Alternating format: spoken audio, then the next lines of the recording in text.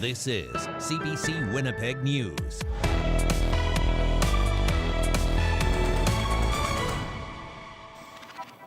Good evening. Thank you for joining us. We begin tonight with more on the fallout from the closure of Winnipeg's Arlington Bridge.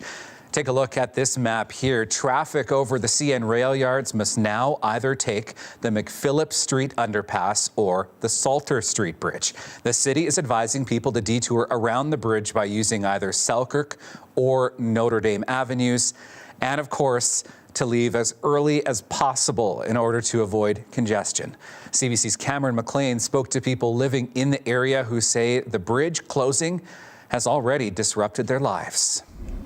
For more than a century, drivers, pedestrians, and cyclists have crossed the Arlington Bridge. But that's come to a halt after an inspection found the structure is deteriorating rapidly. North End resident Josh Mulvill was surprised by the closure. Yeah, normally we take this bridge every day to get my kids to school because they go to school in Wellington. And then we live in the North End, so this bridge is faster. For Ophelia Owen, the detours will add time to medical appointments. I went to the hospital for my final visit, thankfully, but I still got to go back in 2 weeks, but this is going to be closed, so what am I going to do? I don't have any income to get on the bus. Cyclist David Whittick squeezed around barricades to get over the bridge on his way to work this morning, but found city crews had installed more secure fencing on his way home. It's actually my favorite bridge in the city. I know a lot of people look at it and think, oh, it's kind of ugly, but it's got a style, and I kind of, got a soft spot for it. The city has known the bridge was near the end of its life since 1967. Plans to replace it have been put off in favor of repairs. Some councillors and residents have accused the city of neglecting the bridge because the area isn't wealthy. But Mayor Scott Gillingham says that's not true.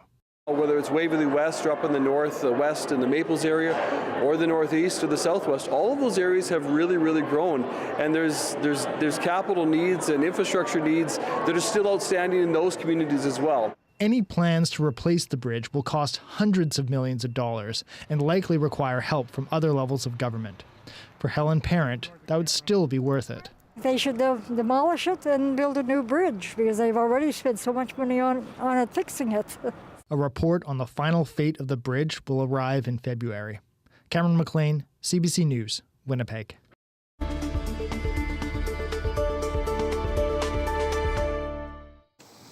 Well, one day after the throne speech question period in Manitoba is back, and now the NDP is the party that is on the hot seat. The new government facing questions today on a hospital patient who died in a hallway this past weekend and on the federal carbon tax. For more, the CBC's Ian Fraze joins us live in the newsroom tonight. Ian, Winnipeg's health authority has launched a review into a patient's death in a hallway at the Grace Hospital. What do we know about what's happened? Riley, health officials confirming that a patient died Saturday morning at the Grace Hospital. They had spent 33 hours in the hallway waiting for a bed. This came up in question period today by interim Liberal leader Cindy Lamoureux. Here's Health Minister Uzoma Asaguera saying that action has already been taken. Nursing, allied healthcare professionals, healthcare aides were brought in as supplementary staff to strengthen the capacity at that particular location. Beyond that one measure, which is a big step, making sure that all hands are on deck, essentially, managers working extended hours, really everybody chipping in to boost staffing capacity. Asaguera saying that more details will be shared in the coming days on what the new government will do with the Grace Hospital. All right, so Ian, the carbon tax debate that has infiltrated federal politics landed in Manitoba's legislature today. Why are the Progressive Conservatives bringing this up now? Yeah, they're accusing Premier Canoe of not fighting hard enough for Manitobans. Now, this all stems from the federal government creating a carbon tax exemption for home heating oil. This predominantly helps Atlantic Canada. Other premiers essentially cried foul, saying, we want an exemption too, asking one for natural gas. A few weeks ago, Canoe revealed at the premier's meeting that he's asking for that same exemption. But ever since then, he's been pretty quiet. There was a letter that came out, signed by multiple premiers asking for this exemption, but Canoe was not a signatory on that letter. Here's PC leader Heather Stephenson. Nova Scotia, New Brunswick, Alberta, Ontario, and Saskatchewan residents are all getting leadership from their premiers, Honourable Speaker. Why is Manitoba's NDP premier not standing up for Manitobans who are struggling to make ends meet? Canute told reporters afterwards that he's having discussions with the federal government, but those discussions are private, and he doesn't want to make it public. Riley. Thank you, Ian. CBC's provincial affairs reporter Ian Fraze in the newsroom tonight. Educational assistants in the Hanover School Division could be back on the job tomorrow if a collective agreement is ratified. 300 EAs in southeast Manitoba have been on strike since November the 1st. The union for the striking EAs says it reached a deal with the division on Monday. A ratification vote was scheduled for today. The mayor of Lviv, Ukraine, is sharing with Winnipeggers how life in his city has been turned upside down by the war with Russia. Mayor Andrei Sadovyi was at City Hall here in Winnipeg today as Winnipeg and Lviv renew their sister city friendship agreement of 50 years. Sadovyi says his city is now a humanitarian hub. 30,000 my citizens today are in front line. Every families send men and women for protect our democracy, protect our independence. Sadovyi showed photos of war victims at Ukraine's largest hospital. He highlighted young children and mothers who have lost limbs. They receive specialized care at the Unbroken National Rehabilitation Center. The City of Winnipeg has donated $15,000 to that center. The man responsible for killing a 24-year-old woman in a hit-and-run has been sentenced to 7 years behind bars. Tyler Scott Goodman is going to jail, but for Jordan Reimer's family, it is not for long enough. CBC's Brittany Greenslade reports. Dozens of Jordan Reimer's family and friends lined up outside the law courts. A moment of silence and sadness before her mom passed by in tears, overwhelmed and angry with the sentence. Tyler Scott Goodman admitted to the high-speed drunk driving crash that killed the 24-year-old. Court heard Reimer was the designated driver on her way to pick up friends when Goodman blew through a stop sign going more than 100 kilometers an hour, slamming into her car. He ran, taking a freshly purchased 15-pack of beer with him. More than 100 victim impact statements were submitted to the court, all speaking of a young woman who had her whole life ahead of her, a bright light who was taken too soon. During the sentencing, Judge Cale McKenzie told Goodman, "This can never be undone. Her family can never be whole again. The sorrow, pain, and anger will last a lifetime." Goodman was given a 6-year sentence for the impaired driving causing death charge and another 1-year sentence for failing to stop at the scene. He's also banned from driving for more than 8 years after he gets out of prison. His mother, who admitted to lying to police, was given a 6-month conditional sentence for obstruction of justice. The family was too upset to speak today, but after the sentence was read, Reimer's mother stood up in court and called it garbage before breaking down in tears. Brittany Greenslade, CBC News, Winnipeg. A former high school teacher and rugby coach in Steinbach, who was accused of inappropriately touching students, will no longer face criminal prosecution. David Weddy was charged last year with sexual assault and sexual interference in connection with 6 students. The charges against him were stayed this morning. CBC's Caitlin Gowerluck was in court today. David Buetti sat in the front row of a Winnipeg courtroom this morning, surrounded by his friends and family. They were there to see the remaining charges stayed against the 43-year-old, who was accused of touching students inappropriately during rugby practice last year. Buetti was charged with 5 counts of sexual assault and 3 counts of sexual interference. The charges were related to allegations from when he was a teacher and a coach at Steinbach Regional Secondary School. The students who came forward were 15 to 18 years old at the time. Charges involving 3 of those students were stayed last month. Then today, the Crown said there's no longer a reasonable likelihood of conviction for any of those charges. The update came after a judge said the teen's testimony may have been affected by what she called innocent collusion. She was referring to how the teens talked to each other about their allegations against Buetti before they talked to police. Buetti's lawyer said his client is looking forward to moving on. Caitlin Gowerluck, CBC News, Winnipeg. A disciplinary hearing today heard more about allegations of misspending by the former dean of the University of Manitoba's law school, including on expensive dinners with other lawyers that never happened. The CBC's Bryce Hoy has more. Today, the Law Society of Manitoba accused Jonathan Black Branch of racking up dozens of charges for fake meals at a private, pricey Winnipeg club. The former law school dean is accused of breach of integrity for allegedly misspending nearly $500,000 of university funds. Some of that happened at the Manitoba Club. Today, 3 lawyers told the professional misconduct hearing that meal expenses claimed by Black Branch at this club aren't accurate.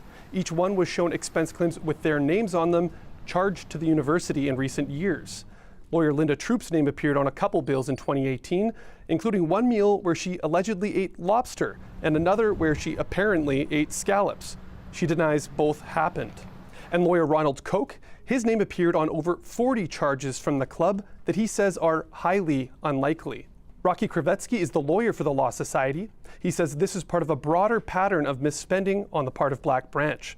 The former dean went on leave from the university in 2020. He could be reprimanded or disbarred if found guilty. Now, CBC also received a statement from Jennifer Schultz. She's a professor in the Faculty of Law at the University of Manitoba. She commended the Law Society for pursuing this case against Black Branch, but she said it's unfortunate that the University of Manitoba missed its opportunity to file a civil suit against him. The hearing continues tomorrow. Bryce Hoy, CBC News, Winnipeg. Well, after years of fighting to keep the invasive species out, Parks Canada says it has now found zebra mussels in Clear Lake. Water samples collected through the summer showed zebra mussel DNA at Boat Cove on Clear Lake. More sampling that was done confirms that there are live zebra mussels there as well. The boat launch area is now closed until next year. Parks Canada is still analyzing all the results of this testing that was done. Coming up later in the program, we will talk with Parks Canada for more on what this discovery means and what comes next. That is coming up in about a half an hour from now.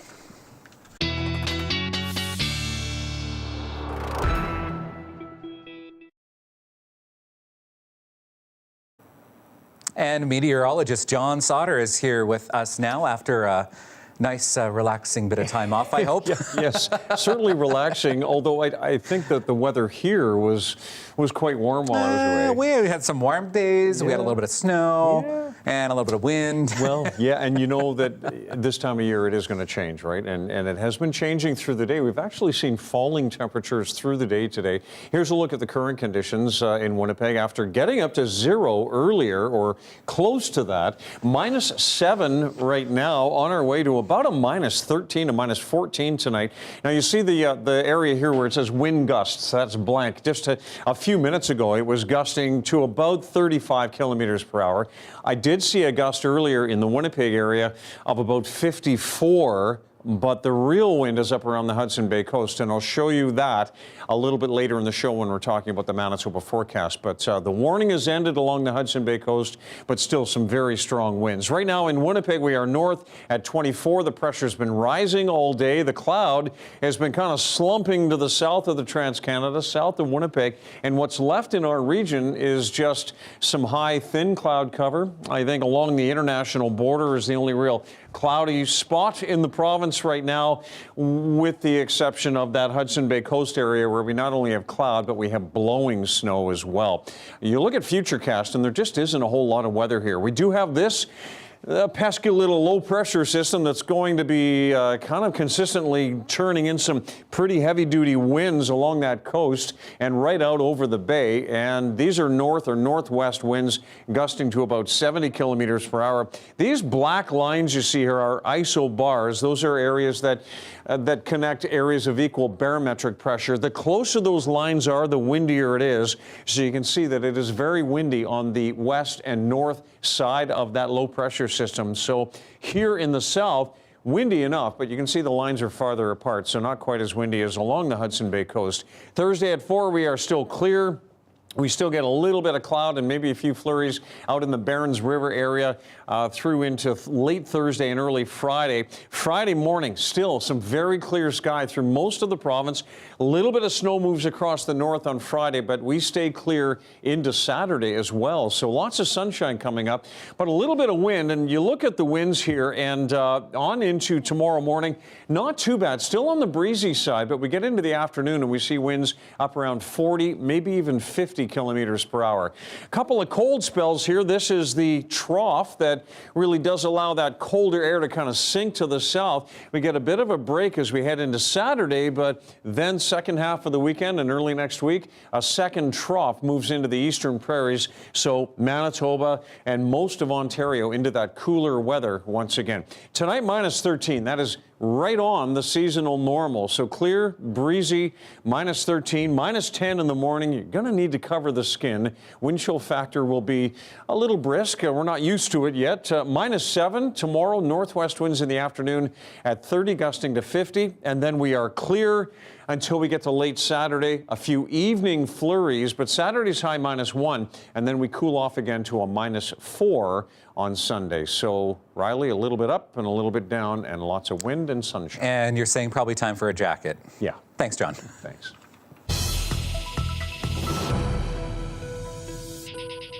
We are committed to making birth control free. And that's an affordability step. It's also a step towards ensuring reproductive justice and access for people across the province. Premier Wab Kinew promising that birth control will soon become free for all Manitobans with a prescription. It makes good on an election promise the NDP campaigned on. British Columbia was the first province to do so. For more, I want to welcome Caitlin Block, a nurse practitioner at Clinic Community Health, to the program. Thank you for coming in tonight. Hey, thanks for having me. So what is your reaction to this move by the province?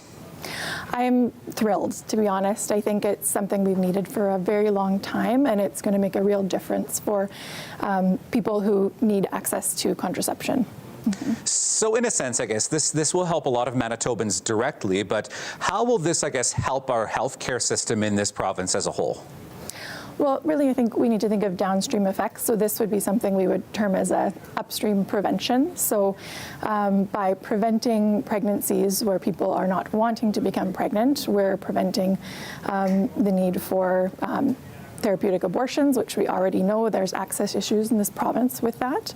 There's costs to the medical system with that as well, where there's prenatal care, and the question of if someone is not wanting to become pregnant, are they going to want to parent or be able to parent, and the supports that come into play for that. And I think we're all well aware of the complicated social situation in our province when it comes to child welfare. So this is really an upstream preventative approach to hopefully prevent some of the not only financial costs to the system of unplanned pregnancies, but also the psychosocial distress to the person who's going through that, and the sort of costs to our society and communities as a whole. Right, and this is something that you say is already available for teens. How are you guys helping people access birth control right now? Right, so Clinic Community Health Center, where I work, for a long time has run a teen clinic. It's a drop-in clinic that I work at Monday evenings from 4 to 8, if anyone wants to come in. We serve people 12 to 22, and we offer a sort of a low to no cost birth control. We try to be very flexible and meet people where they're at, because we've been aware that there has been a gap in access for many people. So teens can drop in, make an appointment if they're wanting to talk about their contraceptive options and planning. So for those that don't know, I guess, what are the current costs of birth control for Manitobans who might not have coverage for this right now? So I can't speak to the exact numbers, but I know like if someone was choosing the oral contraceptive pill, it might be around $10 a month on the low end. We're also adding dispensing fees from the pharmacy to that. If someone's choosing one of the long-acting reversible contraceptive options, such as the intrauterine devices, or there's a device that actually is inserted into the upper arm that can stay in for 3 years, there's large upfront costs to that in the sort of $300 range, which can be pretty significant hurdle for people, but we do know that those are very effective forms of birth control, so it's going to be very exciting to be able to offer that to people. So in a sense, this kind of levels the playing field a little bit more. What other steps can the province take to even, make things a little more equal for people across Manitoba? Well, I think this is a great first step, but certainly we need to think about access to the prescribers, right? So, our teen clinic is 4 hours a week. That's a very limited time, and someone still has to make it to our physical building and be able to come in and meet with someone in an office, which can be very intimidating and creates a lot of barriers for many people. So I think some really wonderful things that are already happening. A lot of our fellow community organizations operate outreach clinics where they'll actually go and meet with people where they're at in the community. So that's, I think, one way of reducing more barriers is continuing to support those programs and perhaps expanding. Also outreach clinics. So Clinic Community Health Centre also offers a outreach clinic at one of the high schools, TechVoc, and that's operated by a doctor as well as an advanced prescribing nurse, which I think is another really good option for expanding access. So that's a nurse that just has some extra training to be able to operate with prescribing contraceptives and with STIs, so sexual health. So I think that's one way I can think of to expand access. For sure. Caitlin is you're a nurse practitioner at Clinic Community Health. Thank you so much for coming in this evening. Okay, thank you for having me. Still ahead for us tonight, 2 people are dead after an explosion on the American side of the Rainbow Bridge border crossing in Niagara Falls. American authorities believe they know the identity of one of those victims. The very latest coming up after the break.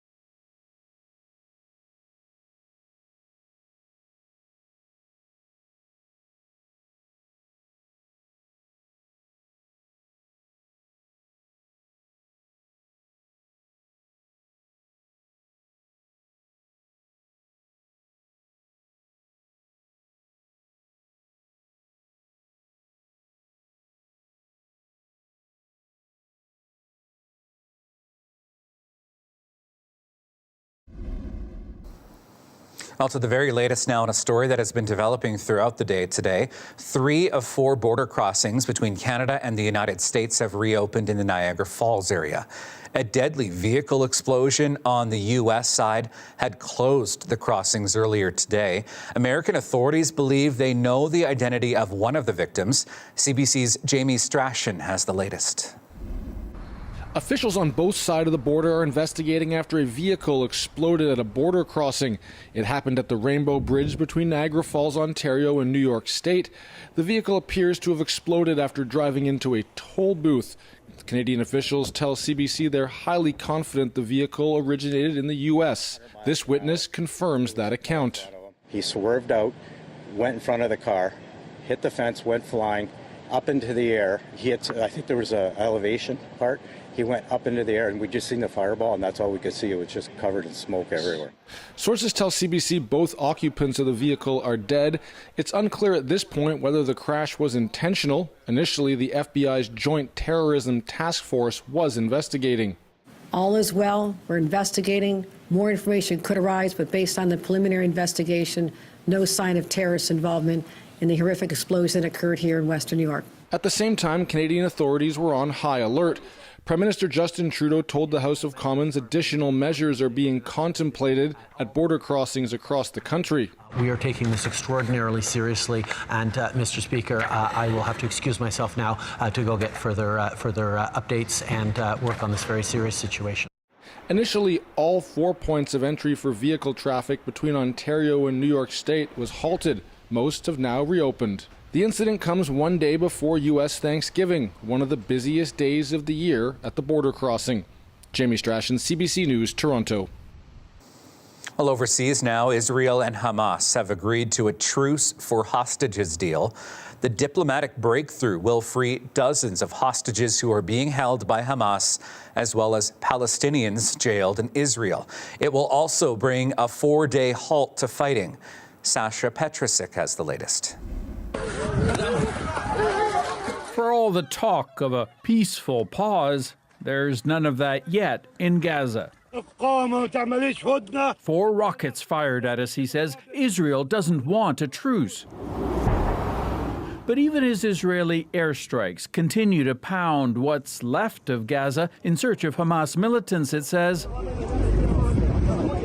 even as Palestinians open mass graves because all their cemeteries are full, and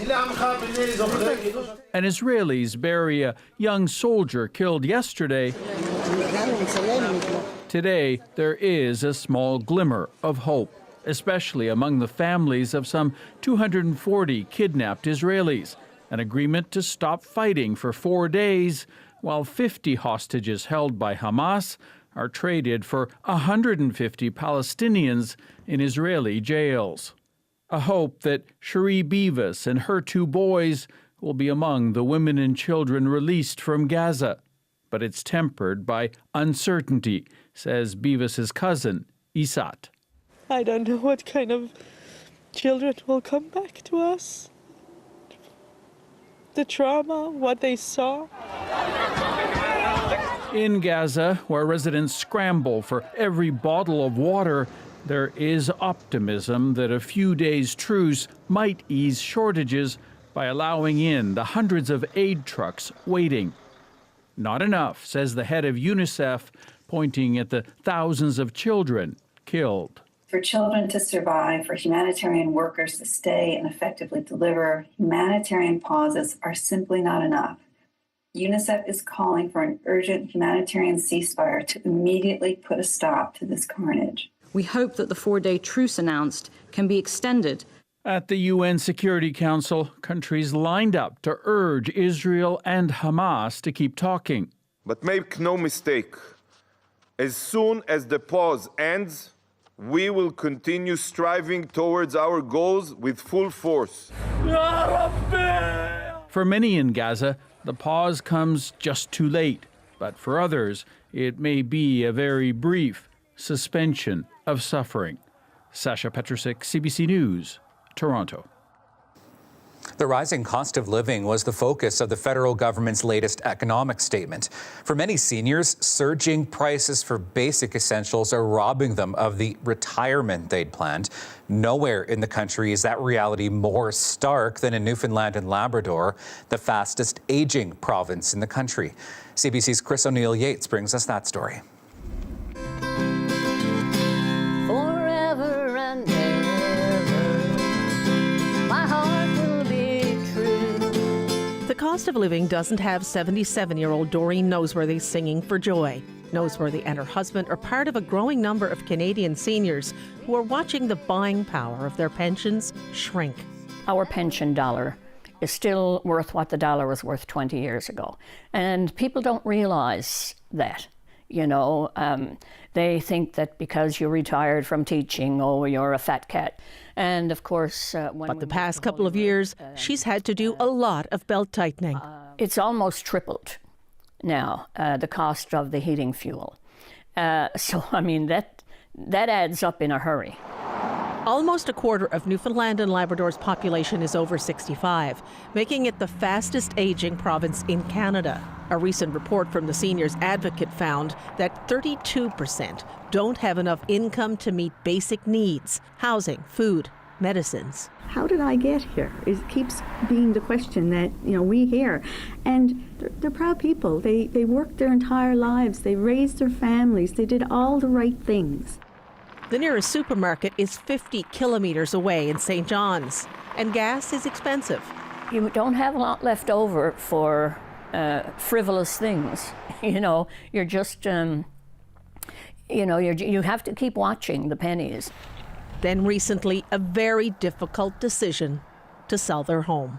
Some of the issues for us are, maintenance. We're looking at having to replace the roof now in a couple of years, which would be roughly about $15,000. Money they can't afford. Even though it's the right decision, it will be hard to leave, says Noseworthy. It's more than a house, but it is what it is. Noseworthy and her husband will move into a senior's apartment when their house sells. She's determined to make the best of their remaining golden years, even if they are tarnished. Chris O'Neill-Yates, CBC News, Holyrood, Newfoundland. Well, they've been installed in plenty of retail stores across Canada. You've probably used one yourself. But self-checkout lanes aren't always getting a warm reception from shoppers. Now, some businesses are choosing to remove them. Sophia Harris has more on that. This Canadian Tire in North Bay, Ontario, is bucking a big box store trend. In July, it opened more cashier lanes and ditched its self-checkouts. It just felt like it was time to get rid of them. The store's general manager says the machines just weren't a good fit. Canadian Tires carry so many big products, whether it's snow blowers, gazebos, generators, don't really lend themselves to self-checkouts. Many customers seem to agree. I'm happy to see that their self-checkouts are gone. I prefer this just because I like the contact with person to person.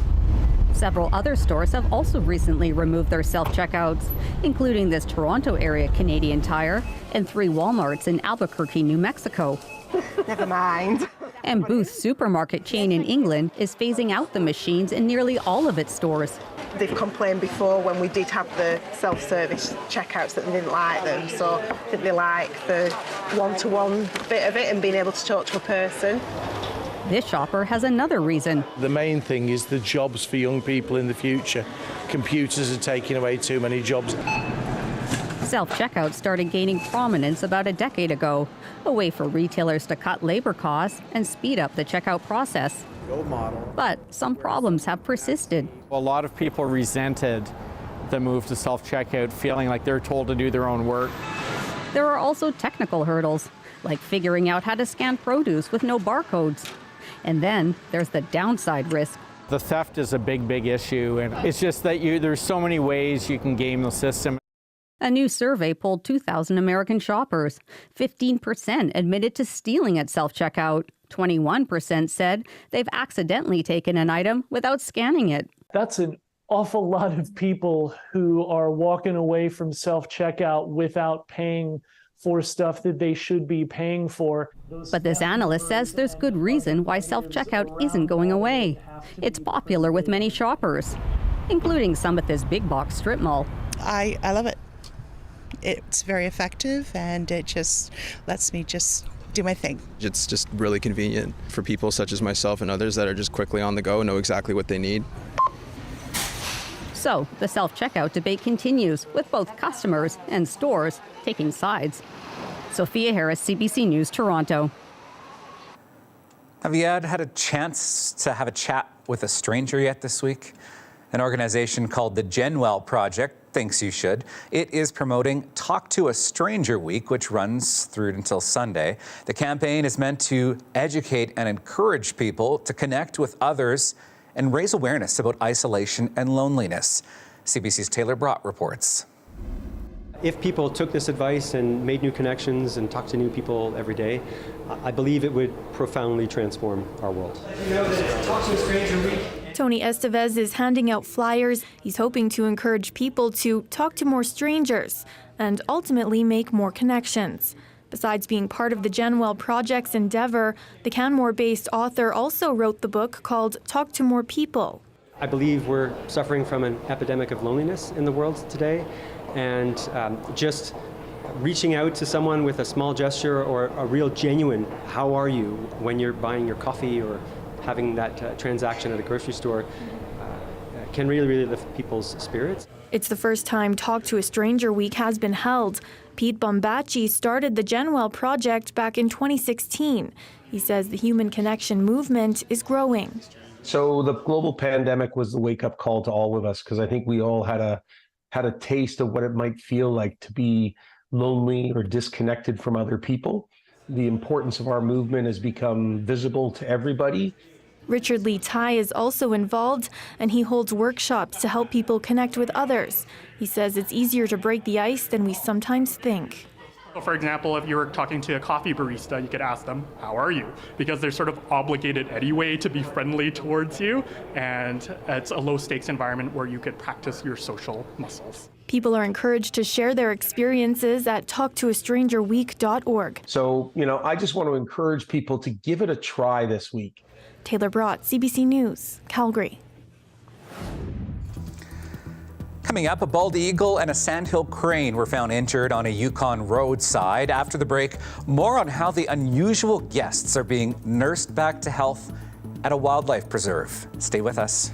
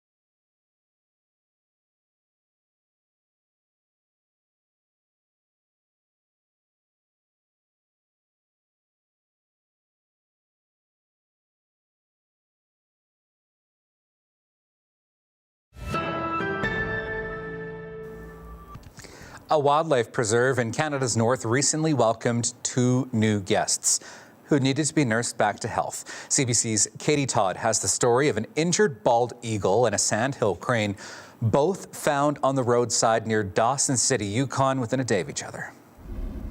Among the preserve's bison and elk, the sound of feathers. It's been years since the last avian guest stayed here, but when conservation officers found the bald eagle near Dawson City 2 weeks ago, staff knew they had to help. Its tail feathers were damaged, and it was quite emaciated. A day later, government staff discovered the sandhill crane, which had lacerations on its eyelid and wing. The bird should have long ago migrated south. Actually shouldn't be here. Even though it's been a relatively warm fall and winter, it should have already made its migration south. The preserve posted about the new arrivals on social media, and followers swiftly donated hundreds of dollars for food and treatment. The bald eagle is gratefully eating its way back to full strength.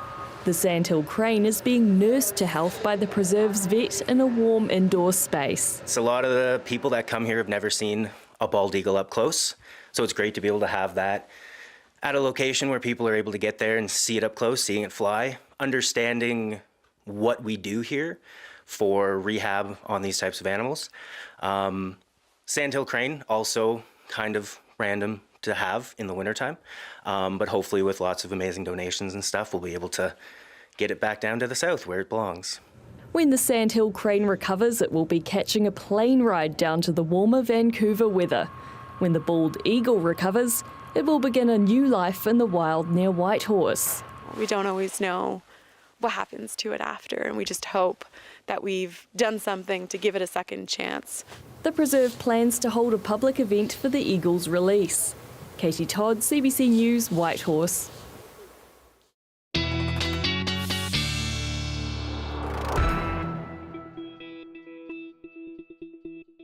Weather Update is brought to you by the Art and Beauty of the National Ballet of Ukraine, January 29th at the Burton Cummings Theatre. Tickets at nationalballetukraine.com. Meteorologist John Sauter's back, and yesterday at this time we were talking about very windy conditions in northern Manitoba, and winds really haven't all died down that much. Not really, and the blowing snow is still an issue up around the Hudson Bay coast. Now, the wind warning has ended. The criteria for that is gusts to 90.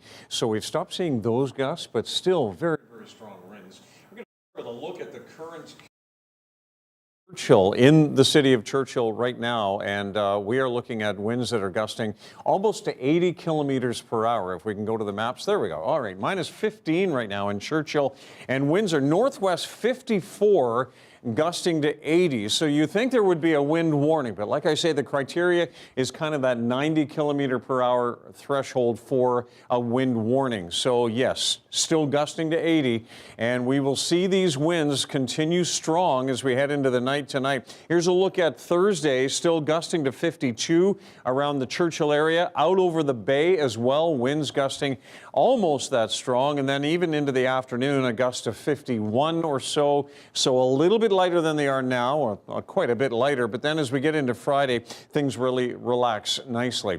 All right, let's look at the current conditions here. Starting in the south, minus 7 now in Winnipeg, that's at the airport.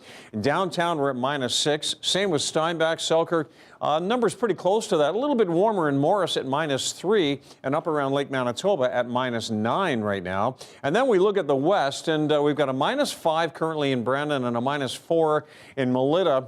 The rest of the region, well, anywhere from minus 3 in Emerson to a minus 9 in Red Lake and in Swan River. And then across the north, as you would expect, quite a bit cooler. Minus 18 right now in Thompson and minus 15 in Churchill, but it sure feels a lot colder. The wind chill factors in Churchill today, all day today, have been running around minus 29, minus 30. That's a factor, that's a calculation, that's not a temperature, but you factor in the wind, and it sure feels that way to your exposed skin. So, cloud cover tonight is all just to the south, and continues to move off in that direction. As we look at the forecast conditions for the region, northwestern Ontario, we do have some cloud cover, a little bit clearer around the Kenora area, but as low as -16 in Red Lake. Here across southeastern Manitoba, with skies clearing, we're getting down there around -13 in Winnipeg. That's completely normal. We've got a few flurries coming off the lake and into the Barons River area at -12 for a low, and still windy in the Emerson area. Still seeing gusts over 40 or 50 kilometers per hour. In through areas around the west, we've got -13 to -14, Dauphin, Brandon, and across the north, the winds are still blowing through the evening hours. Up in the Churchill area at about 70 to, say, 80 kilometers per hour. The 90 was a forecast condition, and temperatures looking quite wintry. Winds tomorrow are strong around Lynn Lake and Gillam, and a little bit breezy around Norway House. Temperatures in the minus double digits. For the rest of us, a breezy/windy but bright day, -6 to -8 for daytime highs, a -7 here in Winnipeg, winds gusting to 50 in the afternoon. And then northwestern Ontario, we see those same winds at 20 to 40, highs around -7 to -8 for Fort Frances and Kenora. Thanks, John. You're welcome.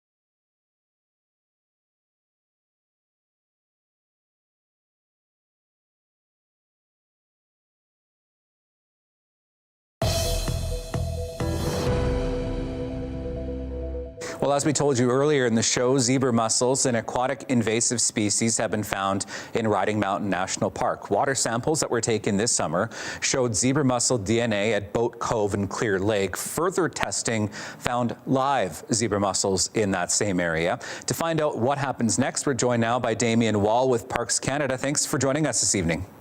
Yeah, pleasure to be here. Thanks for the opportunity. So how would you describe the level of, I guess, concern and frustration about this discovery? Well, there's certainly always concern whenever an invasive species comes into any area, really, a national park especially. Frustration, yeah, I guess there's a little bit of that too, but we're really focused on making sure that we do what we can here, what's appropriate, and looking for a way forward on this. How likely is it that you'll see zebra mussels spreading to other areas of the lake now that they're in this one area? Yeah, so I don't want to speculate on any of that, but certainly once zebra mussels do get into a water body and when they start producing their spread, does happen. It moves depending on the water chemistry in the lake at different speeds. So it's definitely a concern that we will see them in the future in other places. But right now we've only got this at one location, so we're really focusing on that specific area and what we can do in the short term here.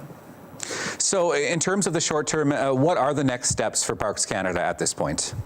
Yeah, at this point, we are continuing to look for other live mussels in the lake. We haven't found any others at this point. What we're going to be doing in the coming weeks is having conversations with other levels of government, with other members of the federal family as well, to make sure that we really understand what is happening here to the best of our ability. We'll also be engaging with people from around the park, the visitors that come here, the business community around the park, the First Nations that we work with, to get a sense of what's important to them. And before we do anything else, we'll be doing that in the next couple of weeks, and then we'll be making some decisions, probably sometime into the new year, about what it will mean for boat use or other use of Clear Lake. But those decisions are still a little ways out. I mean, without speculating too much, what do you know about how this will impact the lake's ecosystem going forward?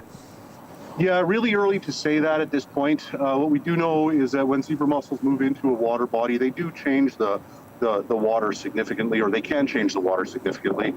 They end up locking up nutrients from the water column that's not available for other native species that live in those water bodies, and it can have an effect, beyond just the zebra mussels themselves, and have a detrimental effect to the other species. So that's a concern.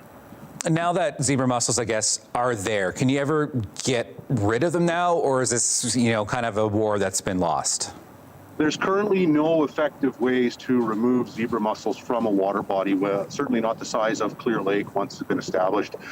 There may have been some attempts done in other jurisdictions that I'm not as familiar with, certainly, but when it comes to zebra mussels at Clear Lake, this is a large lake, and really eradicating them is impossible at this point with current science. Yeah. So what will the impact on the public be? Yeah, hard to say at this point, really. We don't know for sure. I mean, we've got visitors that come to the park here, obviously, and people who, rely on this place, both for their recreation, but also, the people at Kisikuan and Ojibwe First Nation stand to be affected by this as well. They do fish. Members of that community do fish here, and so that's an area of concern that we've got. But as far as what it's going to mean for certain, too early to tell. Damien Wall with Parks Canada, thank you for joining us this evening. I appreciate your time. Yeah, thanks for the opportunity to talk. -9 this afternoon in Clear Lake, where Damien was there along the shores of the lake. Here we'll take a look live outside here in downtown Winnipeg. John Sauter has his 7-day forecast still ahead, which is looking a little bit chilly as well. We'll have your daily lift as well coming up right here on CBC Winnipeg News.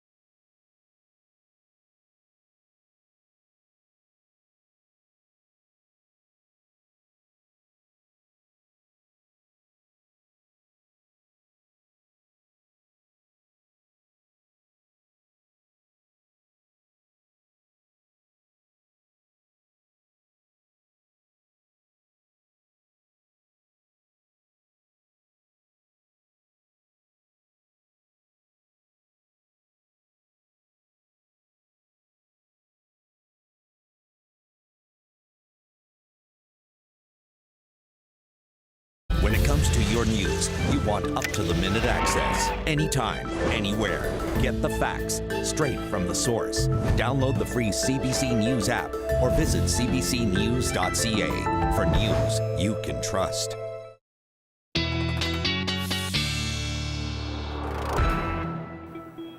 7-day forecast on the way. Here's a look first at Western Canada, though. Saskatchewan, pretty similar to Manitoba, but we're above zero as we get into BC. 7 right now in Vancouver. Current temperature in Kelowna at 5 degrees. And even this late in the day, we are still above zero in southern Ontario. Farther east in the Maritimes, though, some snow, some rain mixed, and some pretty messy weather on the way. For us here, well, lots and lots of sunshine. Some light snow Saturday later on in the evening, and maybe a few flurries on Monday, and then we get cooler again on into next week. And it's been a while, but we finally have another panda story. Just in time for your return, John. What a difference 3 years make for this zoo resident Japan. That's tonight's Daily Lifts.